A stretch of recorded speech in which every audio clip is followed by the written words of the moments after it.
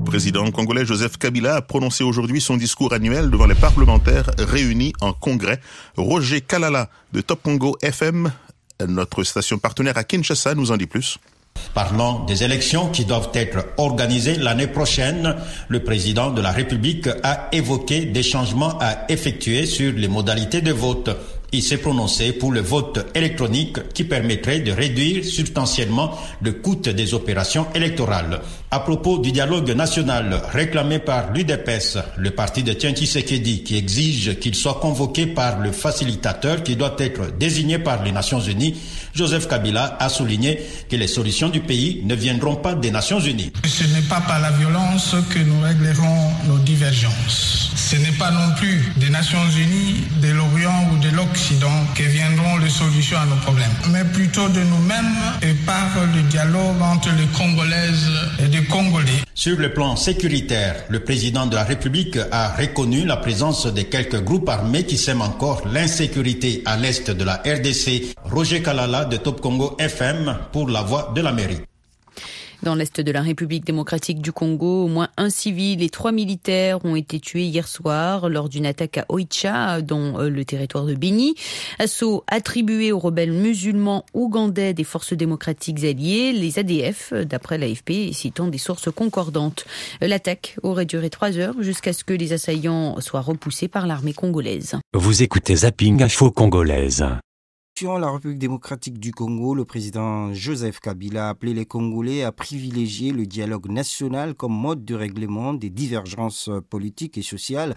Des propos du chef de l'État congolais tenus lors de son discours aujourd'hui même sur l'état de la nation devant les 2 chambres du Parlement réunies en congrès. Plus de précisions tout de suite avec notre correspondant à Kinshasa, Saleh Mouna Milongo. Dans son allocution de 60 minutes, le président Kabila a rappelé les progrès réalisés en 2015 par son gouvernement. Pour un processus électoral apaisé, Joseph Kabila réaffirme son appel au dialogue politique. En ma qualité de garant de la nation, j'en appelle une fois de plus au sens élevé des responsabilités de chacun et de tous, afin qu'au sortir du dialogue national, nous soyons plus unis qu'avant dans la mise en œuvre d'un processus électoral authentiquement congolais. Le président Kabila a sans détour mis en garde ceux qui choisiraient d'autres options pour déstabiliser le pays. Je ne permettrai pas que le sacrifice consenti ensemble au cours des dernières années pour bâtir la paix et la sécurité dans notre pays et dans la région, balisant ainsi la voie vers l'émergence, soit compromis. Dans la salle des congrès, Joseph Kabila s'est exprimé devant les sénateurs et députés de la majorité présidentielle et quelques sénateurs de l'opposition. L'essentiel de l'opposition parlementaire ayant boycotté ses discours et suspendu sa participation aux activités de l'Assemblée la semaine dernière. Selon l'opposition, le président Kabila a été offensif dans son discours et n'a pas levé les doutes sur son intention ou non de modifier la Constitution. Mais Henri Monvasakani, secrétaire général du PPRD, parti présidentiel, rassure. C'est l'affirmation avec force de la volonté de faire en sorte que l'harmonie, une fois encore, prime sur les dissensions qui se font les gens. Et le chef d'État a eu le ton adéquat pour rappeler à tout le monde de ses obligations, de faire en sorte que notre peuple choisisse la paix, choisisse la vie plutôt que la guerre, plutôt que la mort. Sur le volet économique, le président Kabila s'est inquiété des conséquences de la baisse du cours des matières premières sur l'économie du pays. En même temps, il a évoqué des avancées en termes d'infrastructures. À Kinshasa, Saleh Mwanamilongo pour la Deutsche Welle. Et puis l'envoyé spécial de l'Union européenne pour la région des Grands Lacs envisage la reprise sans délai de la coopération militaire entre les forces armées de la RDC et la MONUSCO. Cohen Wewek l'a dit hier à Ngoma à l'issue d'une réunion qui a regroupé le commandant adjoint des forces de la MONUSCO, le gouverneur du Nord Kivu ainsi que 3 envoyés spéciaux des pays des Grands Lacs autour du représentant spécial du secrétaire général des Nations Unies, Maman Sidikou. Vous écoutez Zapping Info Congolaise. J-1 avant l'expiration de l'ultimatum fixé par la Conférence internationale pour la région des Grands Lacs pour le retour des anciens combattants du M23 en République démocratique du Congo. Jusqu'ici, sur les plus de 2000 membres que comptait le mouvement rebelle, moins de 200 sont revenus. 1 millier d'ex-combattants et de membres de leur famille auraient disparu d'Ouganda et du Rwanda. Les précisions de Sonia Rollet.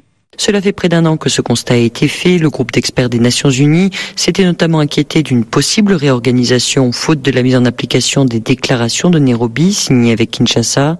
Aujourd'hui, les autorités congolaises sont catégoriques et parlent d'infiltration, bien que les motifs avancés ou même leur localisation soient assez disparates.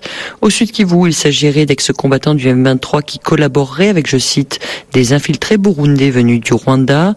L'un des cas les plus récents cités, c'est l'arrestation d'un opérateur radio présenté comme un ancien membre de la rébellion, avec 2 officiers déserteurs burundais. Si c'était le cas, il passerait sur toutes les chaînes de télévision à Kinshasa, raille un membre de l'ex-rébellion. Les autorités congolaises évoquent également des infiltrés burundais avec des cartes d'électeurs congolaises flambant neuves. Elle dit soupçonner que ces cartes soient issues des kits électoraux volés par le M23 dans le Rutshuru et le Massissi. Dans la région de Beni, au Nord Kivu, là encore, côté Kinshasa, on évoque des infiltrations en lien avec la dégradation de la situation sécuritaire. C'est aussi une diversion pour cacher leur propre responsabilité dans les massacres, rétorque-t-on côté M23. Sonia Rollet, Kinshasa, RFI. La RDC où les démobilisés des groupes armés se plaignent de leurs conditions de vie. À Kitona, par exemple, ils dénoncent surpeuplement, problème d'accès aux soins et à la nourriture. François Mwamba est coordonnateur du mécanisme de suivi de l'accord d'Addis Abeba sur la paix dans l'Est de la RDC. Il évoque des problèmes de financement du programme de démobilisation. Nous avons effectivement un vrai problème de prise en charge au sens de financement, dès lors que sur les 80 millions qui étaient prévus sur 4 ans, le gouvernement de la République du Congo avait bien souscrit pour 10 millions. À ce jour, il y a 3 millions qui ont été libérés. La MONUSCO s'était engagée à hauteur de 8 millions. Donc, nous sommes quand même assez loin du quart de 80, donc de 20 millions qui auraient dû être mobilisés au titre donc de la première année. Bon, les démarches se poursuivent. Nous avons identifié de nouvelles sources de financement qui souhaitent pouvoir contribuer donc à la résolution de ce problème. François Mwamba, coordonnateur du mécanisme de suivi de l'accord d'Addis Abeba sur la paix, donc dans l'est de la RDC. Et puis à noter. Vous écoutez Zapping Info Congolaise. Info Zapping du mardi. République démocratique du Congo, le président Joseph Kabila a prononcé hier un discours à la nation devant les 2 chambres du Parlement réunies en congrès. Dans cette adresse, le numéro 1 congolais s'est longuement appesanti sur l'organisation du dialogue intercongolais, dialogue qu'une bonne partie de l'opposition a annoncé vouloir boycotter. À part la majorité présidentielle, ce discours n'a pas convaincu l'opposition et la société civile. Écoutez la réaction d'Emery Damien Calvira, le président de la coalition des Congolais pour la transition. C'est une organisation regroupant les opposants au régime de Joseph Kabila. La coalition des Congolais pour la transition et toutes les forces vives de la République démocratique du Congo prennent acte de la volonté de M. Kabila de vouloir tuer la démocratie et tuer la Constitution. Et ça, nous ne pouvons pas accepter. Nous allons in fine, mettre sur pied un gouvernement révolutionnaire du salut public qui va accompagner le peuple congolais, soutenir les actions des populations congolaises à travers toute la République pour enfin aller dans une transition inclusive, pacifique, qui va conduire des Congolaises et les Congolais à des vraies élections incontestées et incontestables et permettre finalement à la République démocratique du Congo d'assister de façon ovationnelle à une cérémonie de passation de pouvoir sans effusion du sang. Le président de la coalition des Congolais pour la transition, Emery Damien Calvira, il a été joint à Bruxelles par Éric Topona. Vous écoutez Zapping Info Congolaise. Besin, c'est une rencontre que Kinshasa n'a pas du tout appréciée. À des milliers de kilomètres de là, sur l'île de Gorée à Dakar, des membres de la société civile et de l'opposition congolaise ont échangé ces derniers jours avec des leaders de la société civile de la sous-région, avec en toile de fond l'élection présidentielle qui doit se tenir en RDC, en principe dans un an. Les autorités sénégalaises ont fait savoir qu'elles n'avaient rien à voir avec cette réunion privée, je cite. En tout cas, la rencontre s'est achevée hier sans annonce publique, Guillaume Thibault. Dans un souci de préserver les participants, nous craignons des arrestations à Kinshasa, estime un membre de l'opposition. Aucune déclaration officielle n'a été faite. Pour le moment, seul un rapport de 3 pages a été publié. Son titre, Les élections et les processus démocratiques en Afrique subsaharienne. Concrètement, les 30 participants de 8 pays, notamment du Sénégal, du Burkina, du Togo, de l'Angola et de la RDC, ont échangé durant 2 jours sous forme d'ateliers. Premier constat, il est général. Les modifications des lois électorales, notamment pour la prolongation d'un mandat présidentiel, posent des problèmes pour la réalisation d'élections transparentes et crédibles. Second point, mis en avant par les membres venus de RDC, ils estiment qu'il y a une absence de volonté politique pour financer les entités de gestion, entités qui sont trop politisées pour assurer la transparence des scrutins. Le rapport dénonce également la faiblesse des partis d'opposition et la nécessité pour la classe politique de s'accorder avec la société civile avec un seul objectif, travailler main dans la main pour la réalisation de scrutins crédibles. Ce premier rapport n'est qu'une ébauche. La société civile de RDC a annoncé qu'une conférence de presse plus complète serait organisée rapidement. Guillaume Thibault, Dakar, RFI. Dakar. Vous écoutez Zapping Info Congolaise. La tradition a été respectée au Parlement de la République démocratique du Congo. Le président Joseph Kabila a prononcé son discours sur l'état de la nation ce lundi 14 décembre 2015 devant les représentants des 2 chambres du Parlement réunis en congrès. Le chef de l'État a brossé les tableaux de performances réalisés par le gouvernement durant l'année 2015 dans plusieurs secteurs. Un accent a également été mis sur les enjeux politiques de l'heure, notamment le dialogue politique. Au plan politique, tout en me félicitant de la mise en place de la nouvelle équipe de la Commission électorale nationale indépendante et en vue de permettre à celle-ci d'accomplir sa mission à la satisfaction de tous, je viens d'engager la nation sur la voie du dialogue politique national inclusif. Le chef de l'État tient à voir toute composante de la classe politique congolaise au dialogue en vue d'harmoniser les points de vue sur le processus électoral. Mais du côté de l'opposition, on pense plutôt que le chef de l'État continue d'entretenir le flou autour de l'organisation des prochains scrutins. Les Congolais attendaient de M. Kabila qu'il dise « J'organise les élections de manière transparente et crédible. Je vais à ce que les processus de passation du pouvoir entre moi-même, le président de la République, et le prochain président s'effacent de manière civilisée. » Nous pensons qu'en ce qui concerne le dialogue, il vient encore une fois de plus de tendre sa main vers ce qui existe encore. Et nous pensons que d'ici là, nous devons démarrer, quelles que soient les raisons, quelles que soient nos convictions, je pense qu'il est bon qu'on puisse se parler. Les groupes parlementaires de l'opposition n'ont pas assisté à la cérémonie, protestant selon eux contre la confiscation de la démocratie au sein de l'Assemblée nationale. Vous écoutez Zapping Info Congolaise.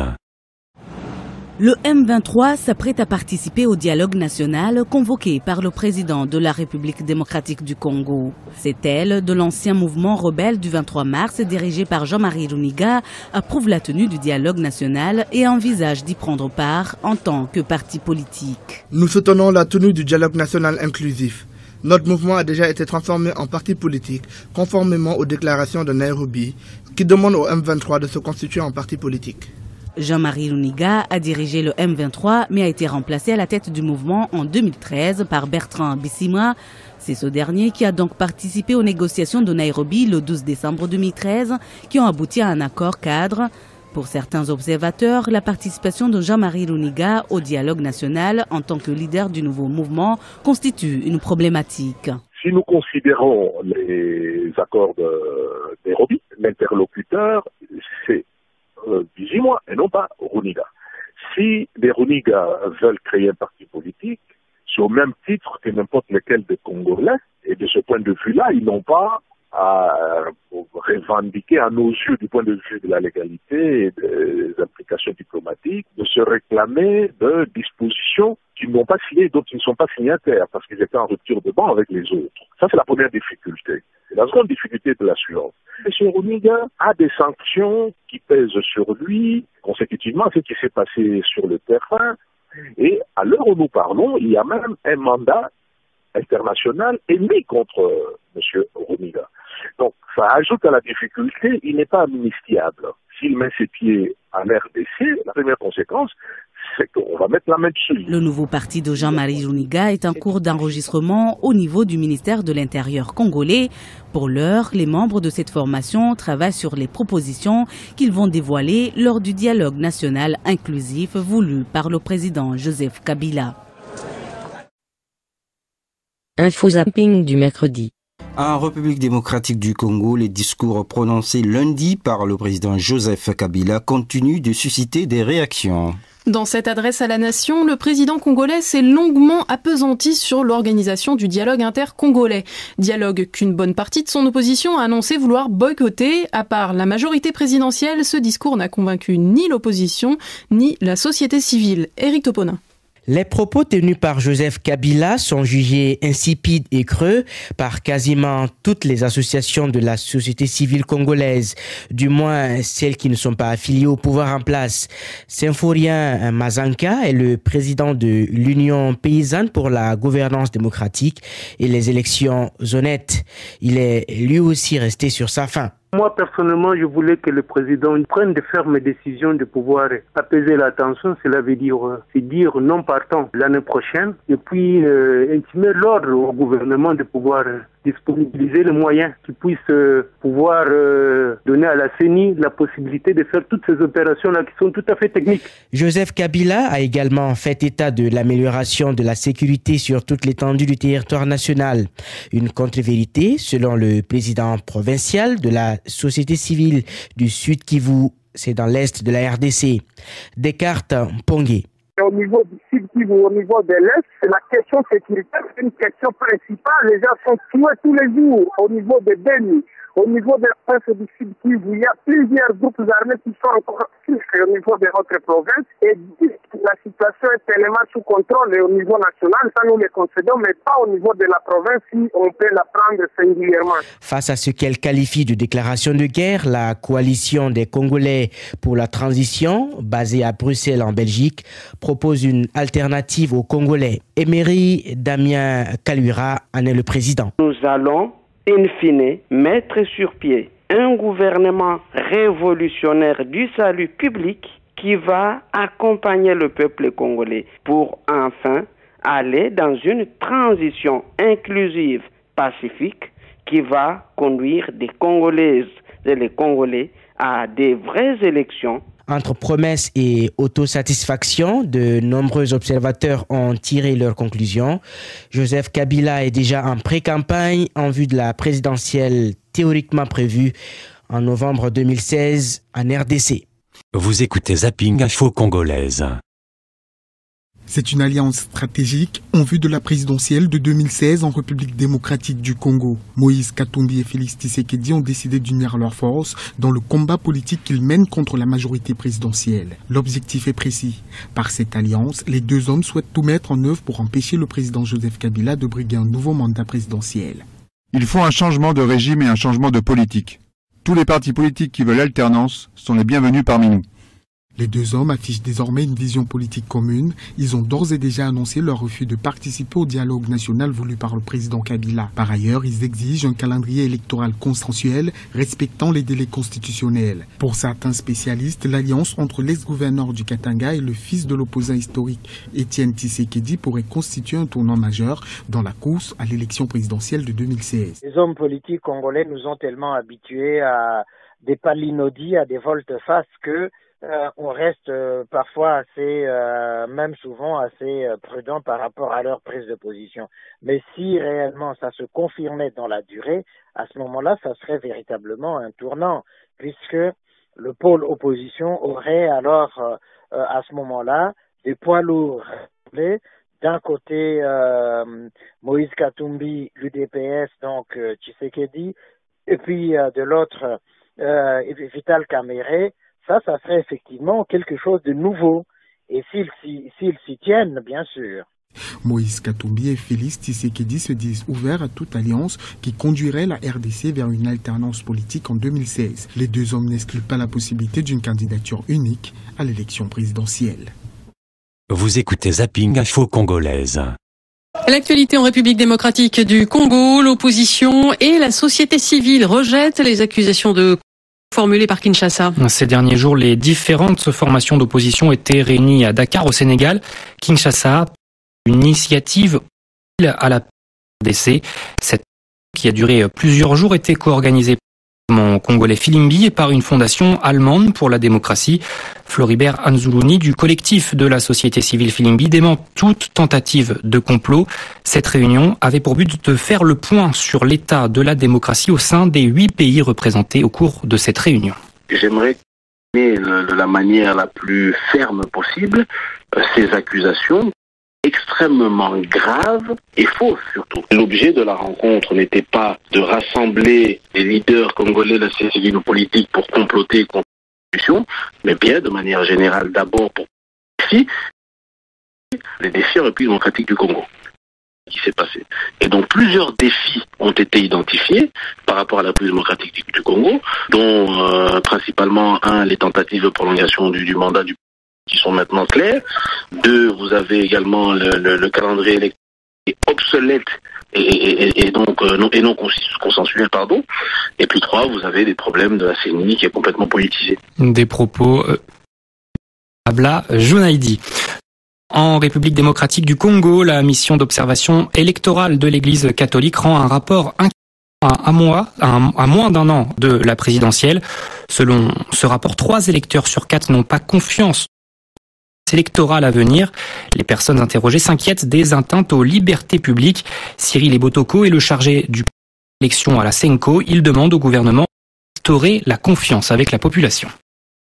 Le gouvernement promouvoir ce climat-là qui apaise tout le monde, ce climat de confiance, dans le sens qu'on doit respecter les libertés individuelles et collectives, et aussi poser des actes conformes aux lois et à la Constitution. Cela va créer plus auprès de la population au processus électoral, parce que vous avez suivi tout à l'heure qu'au moins 75% de la population a confiance en ce processus. Et cela est grave, il faudra des actes concrets qui vont dans le sens du respect de nos textes légaux pour créer et renouveler cette confiance de la population. Vous avez relevé notamment des atteintes à la liberté de la presse, ouais. Des atteintes au droit de réunion, ouais. Au droit de manifester. Oui. C'est tout cela qui, de votre point de vue, selon l'étude que vous avez menée, amène à ce chiffre de 75%?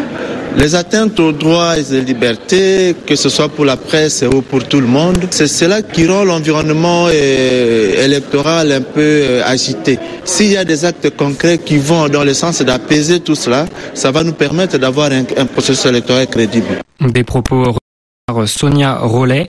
La mission électorale de l'Église demande également au gouvernement congolais de mettre en place une centrale d'achat et d'équipements électoraux. Cette mesure permettrait à la CENI, la commission électorale, de faciliter l'organisation des scrutins à travers l'ensemble de la RDC. Et puis toute autre chose, à propos de la RDC, le Premier ministre Augustin Matata Ponyo se félicite des avancées du pays dans le classement de l'indice de développement humain. Selon le dernier rapport, la RDC aurait gagné 10 places par rapport à l'an dernier. Pour le chef du gouvernement, il faut en urgence renforcer le système statistique national, mais aussi engager des réformes dans l'éducation pour lutter contre le chômage toujours élevé dans le pays. En Tanzanie, vous écoutez Zapping Info Congolaise.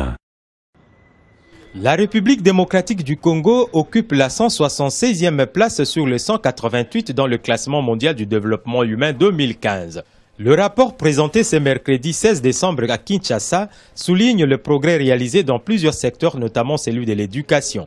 Un travail de longue haleine qui doit se poursuivre par la diversification de l'économie en mettant l'accent sur la promotion de l'emploi. Les réformes vont continuer, elles vont même s'intensifier.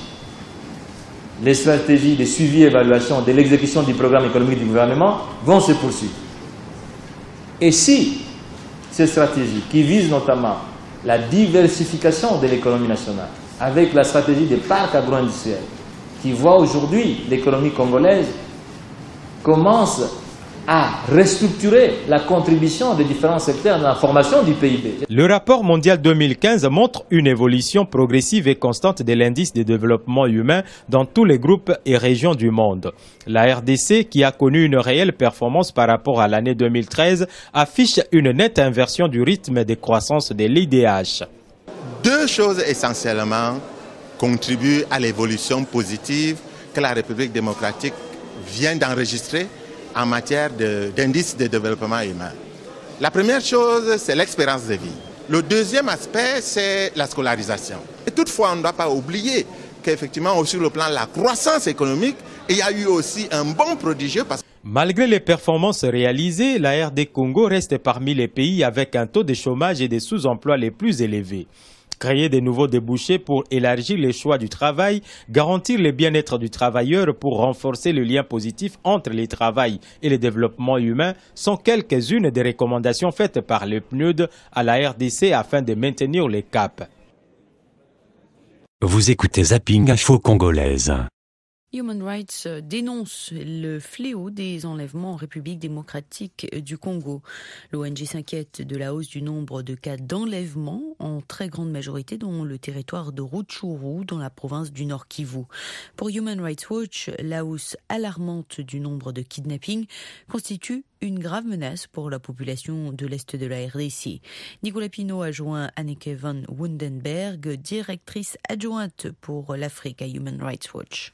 Dans l'année 2015, Human Rights Watch en a documenté au moins 175 personnes enlevées, la plupart par des anciens membres ou des membres actuels des groupes armés qui continuent d'être à l'est de la RDC. Et en fait, le problème vraiment, c'est que ces ravisseurs sont assez violents contre les otages et demandent immédiatement de leur famille ou de leur employeur de payer des rançons. Donc, c'est des cas des enlèvements qui augmentent et les ravisseurs demandent toujours beaucoup de l'argent pour ces otages, donc entre $200 ou $30,000 pour les otages. Nous connaissons que le montant payé était bien inférieur, mais c'est un problème qui augmente et c'est un problème réel pour la population, spécifiquement de Rutshuru, mais aussi de l'Est du Congo. Qui sont ces preneurs d'otages ? Bon, en fait, c'est plusieurs de groupes différents, mais c'est des membres actuels et anciens des groupes armés qui continuent les groupes armés comme les anciens Mai Mai, comme plusieurs d'autres différents groupes. Mais les choses qui sont claires, que c'est des hommes bien armés, c'est des hommes avec uniforme et c'est des gens connus de temps en temps par les otages. Donc, c'est des gens qui continuent de causer des problèmes. Peut-être aussi parce que le programme de démobilisation en RDC ne travaille pas vraiment. Ce n'est pas un programme qui marche. Donc, c'est des gens qui continuent à chercher l'argent et qui continuent à menacer la population. Est-ce que les autorités congolaises répondent efficacement à cette menace ? Bon, c'est sûr que les autorités sont aussi saisies de la situation. La réalité, c'est que les membres de famille de ces otages ne veulent pas aller à les autorités pour leur assister parce qu'ils n'ont pas beaucoup de confiance à la police ou à les services militaires. Donc, la plupart n'informent pas les autorités quand leurs membres de famille sont enlevés. Pour des gens qui ont essayé de contacter la police, je me souviens d'un cas où un maire a approché un membre de la police quand sa fille était enlevée et le policier a dit « allez payer à la mère ». Donc, il n'y a pas beaucoup d'assistance de les autorités. Donc, Human Rights Watch, maintenant, nous demandons à les autorités de créer une unité de police spéciale chargée de lutter contre cette menace. C'est quelque chose qui est important et qui doit mettre en place en toute urgence. Anneke van Wundenberg, directrice adjointe pour l'Afrique à Human Rights Watch. Vous écoutez Zapping Info Congolaise. Il y a 10 ans, la République démocratique du Congo adoptait par référendum une nouvelle constitution. À l'occasion de cet anniversaire, une conférence était organisée à Goma, au Nord Kivu, par les principales coalitions de partis d'opposition. Coalitions qui disent craindre un glissement électoral permettant à Joseph Kabila de rester au pouvoir. De leur côté, les autorités congolaises appellent à manifester en faveur du dialogue convoqué par le président. Une manifestation a déjà eu lieu aujourd'hui à Bunia, en Ituri. Même mot d'ordre demain à Lubumbashi, l'ex-capitale provinciale du Katanga. En Côte